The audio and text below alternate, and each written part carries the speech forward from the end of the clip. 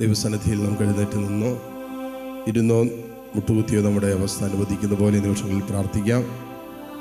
കർത്താവിൻ്റെ സാന്നിധ്യത്തിലാണ് നമ്മുടെ ജീവിതത്തിൽ, നമ്മുടെ കുടുംബങ്ങളിൽ, നമ്മുടെ ജീവിത നിയോഗങ്ങളിൽ എന്തും സംഭവിക്കാൻ സാധ്യതയുള്ള നിമിഷങ്ങളാണ്.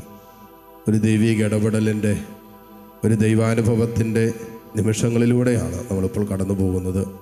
കാരണം ജീവിക്കുന്ന കർത്താവ് ദിവ്യ കാരുണ്യമായി, കരുണ തന്നെയായി ഈ അൾത്താരയിൽ എഴുന്നള്ളിരിക്കുന്ന സമയമാണ്. ബാറൂക്കിൻ്റെ പുസ്തകം 2-ാം അധ്യായം 16-ാമത്തെ തിരുവചനത്തിൽ ഇങ്ങനെ എഴുതി വച്ചിട്ടുണ്ട്: കർത്താവേ, അങ്ങയുടെ വിശുദ്ധ വാസസ്ഥലത്ത് നിന്ന് ഞങ്ങളെ കടാക്ഷിക്കുകയും ഞങ്ങളോട് കരുണ കാണിക്കുകയും ചെയ്യണമേ. കർത്താവെ, അങ്ങയുടെ വിശുദ്ധ വാസസ്ഥലത്ത് നിന്നും ഞങ്ങളെ കടാക്ഷിക്കുകയും ഞങ്ങളോട് കരുണ കാണിക്കുകയും ചെയ്യണമേ. എന്നിട്ട് പറയുകയാണ്, കർത്താവെ, ചെവി ചായ്ച്ച് ഞങ്ങളെ കേൾക്കണമേ. കർത്താവെ, കണ്ണ് തുറന്ന് കാണണമേ. കർത്താവെ, ചെവി ചായ്ച്ച് ഞങ്ങളെ കേൾക്കണമേ. നീ കണ്ണ് തുറന്ന് ഞങ്ങളെ കാണണമേ. ഇതാ കർത്താവിൻ്റെ കണ്ണും കാതും മക്കളെ നമ്മുടെ മേൽ തുറന്നിരിക്കുന്ന സമയമാണ്. കാരണം കർത്താവ് നമ്മളെ കടാക്ഷിക്കുകയും നമ്മളോട് കരുണ കാണിക്കുകയും ചെയ്യുന്ന സമയമാണ്. ഈ വിശുദ്ധ സ്ഥലത്ത് നിന്നും കർത്താവ് നമ്മളെ കാണുകയും നമ്മളോട് കരുണ കാണിക്കുകയും ചെയ്യുമ്പോൾ അവൻ്റെ കണ്ണും അവൻ്റെ കാതും ഒക്കെ ഇതാ നിൻ്റെ വേദനകൾക്കും നിൻ്റെ കണ്ണുനീരിനും നിൻ്റെ സങ്കടങ്ങൾക്കും നിൻ്റെ സ്വകാര്യ ദുഃഖങ്ങൾക്കും മീതെ തുറന്നിരിക്കുന്ന സമയമാണ്. ഒരുപക്ഷെ നിന്നെ ഇപ്പോൾ കേൾക്കാൻ ആരുമില്ലായിരിക്കും. അതായിരിക്കും നിൻ്റെ വിഷമം. നിൻ്റെ കുടുംബത്തിലോ നിൻ്റെ ചുറ്റുപാടൊന്നും നിന്നെ കേൾക്കാനോ നിന്നെ മനസ്സിലാക്കാനോ ആരുമില്ലാത്തതായിരിക്കാം ഒരുപക്ഷെ നിൻ്റെ വേദന.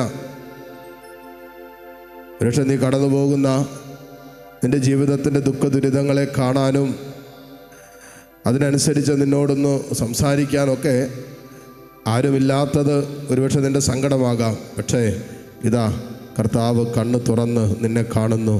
അവൻ ചെവി ചായ്ച്ച് നിന്നെ കേൾക്കുന്ന സമയമാണ്. ജ്ഞാനത്തിൻ്റെ പുസ്തകത്തിൽ പറഞ്ഞു വച്ചിരിക്കുന്ന പോലെ ഒരു മുറുമുറുപ്പ് പോലും, ഒരു ചിന്ത പോലും അവൻ്റെ ശ്രദ്ധയിൽപ്പെടാതിരിക്കില്ല. ഇതാദ്യ ഹൃദയം കൊണ്ട് വിശ്വസിക്കുക. നീ ഇപ്പോൾ ആയിരിക്കുന്നിടം, സാഹചര്യം, അവസ്ഥകൾ എത്ര പ്രതികൂലമാകട്ടെ, എത്ര കണ്ട് അസ്വസ്ഥപ്പെടുത്തുന്നതാകട്ടെ, എത്ര കണ്ട് മുറിപ്പെടുത്തുന്നതും നിന്നെ തകർത്ത് കളയുന്നതാകട്ടെ, ഈശോ നിന്നെ കാണുകയും ഈശോ നിൻ്റെ ഹൃദയത്തിൻ്റെ വിങ്ങലുകളും തേങ്ങലുകളും ഒക്കെ കേട്ടുകൊണ്ടിരിക്കുന്ന സമയം കൂടിയാണ് ഈ കരുണയുടെ മണിക്കൂർ.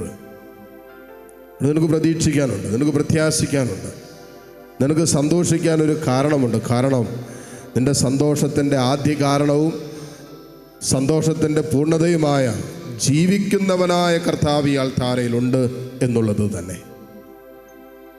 എൻ്റെ മക്കളെ, കണ്ണുകൾ തുറന്ന് ഈശോയെ കണ്ടിട്ട് ഈശോയോട് പറ: ഈശോയെ, നീ എൻ്റെ വേദന കേൾക്കുന്നുണ്ടെന്ന് ഞാൻ അറിയുന്നു. ഈശോയെ, നീ എൻ്റെ വിഷമങ്ങൾ കാണുന്നുണ്ടെന്ന് ഞാൻ മനസ്സിലാക്കുന്നു. ഈശോയെ, ഈ അവസ്ഥയിൽ നീ ഇടപെടണമേ എന്ന് പ്രാർത്ഥിക്കുക. ഈ വിഷയങ്ങളിലേക്ക് നീ നിൻ്റെ കാരുണ്യം ചൊരിയണമേ എന്ന് പ്രാർത്ഥിക്കുക. വല്ലാതെ ഭാരപ്പെട്ടും സങ്കടപ്പെട്ടും അസ്വസ്ഥപ്പെട്ടും ഒക്കെ നിൽക്കുന്ന സാഹചര്യങ്ങളിലേക്ക് ഈശോയെ വിളിക്കുക.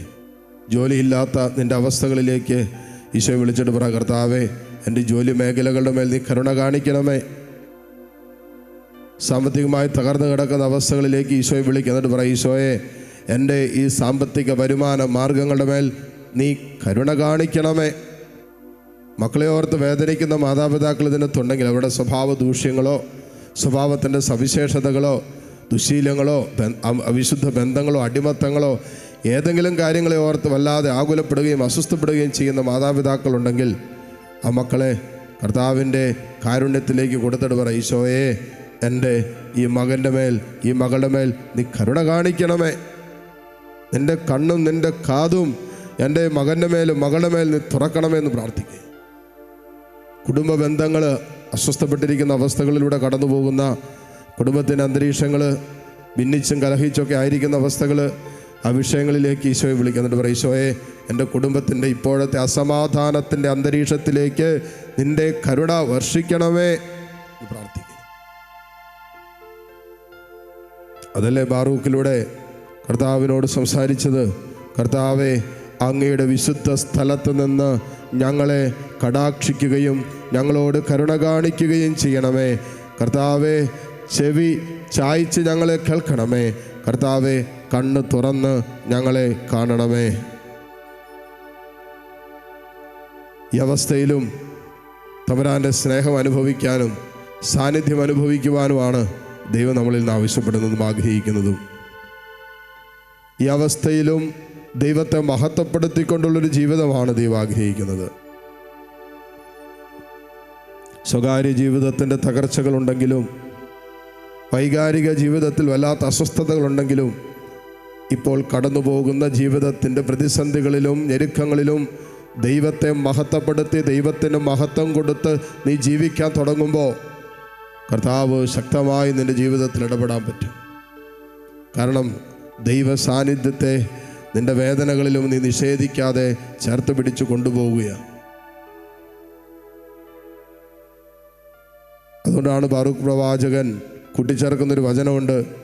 എന്നാൽ കർത്താവെ, വലിയ ദുഃഖം അനുഭവിക്കുന്നവനും ക്ഷീണിച്ച് കുനിഞ്ഞു നടക്കുന്നവനും വിശന്നു പൊരിഞ്ഞ് കണ്ണുമങ്ങിയവനും അങ്ങയെ മഹത്വപ്പെടുത്തും, അങ്ങയുടെ നീതി പ്രഘോഷിക്കും. എല്ലാം കൊണ്ട് തകർന്നു കിടക്കുക, ദുഃഖത്തിലും തകർന്നും വിശന്നും കണ്ണുമങ്ങിയും ജീവിതം ഭാരപ്പെട്ടൊക്കെ കഴിയുമ്പോഴും പറയുകയാണ്, ഈ അവസ്ഥയിലും അങ്ങയെ മഹത്വപ്പെടുത്തും, അങ്ങയുടെ നീതി പ്രഘോഷിക്കും. ഈശോയെ, ഇതാ ലോകമെമ്പാടും ഇരുന്ന് അനേകം മക്കൾ ഏതെല്ലാം പ്രശ്നങ്ങളുടെ നടുവിലാണെന്ന് ഞങ്ങൾക്ക് അറിയത്തുള്ളൂ. ഈശോയെ, മറ്റാർക്കും അറിയാൻ പറ്റാത്ത, അറിഞ്ഞുകൂടാത്ത, പങ്കുവെച്ചിട്ടില്ലാത്ത ഒത്തിരിയേറെ സ്വകാര്യ സങ്കടങ്ങളുടെയും വേദനകളുടെയും നടുവിലൂടെ കടന്നു പോകുന്ന മക്കൾ ഇതിനകത്തുണ്ട്. ഈശോയ്ക്കറിയാം. ഈശോയെ, ഈ വേദനയുടെ നടുവിലും നിന്നെ ഞങ്ങൾ ആരാധിക്കുന്നു.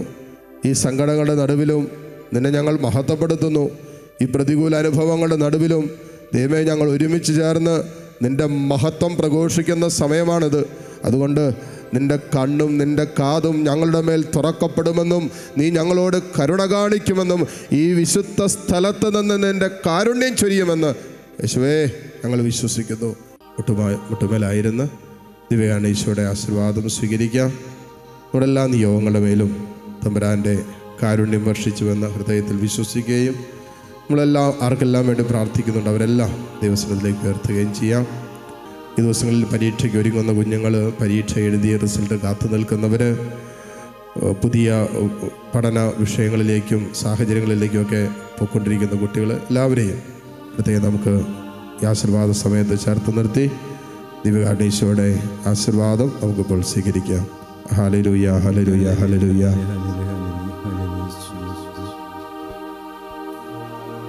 ഈശോ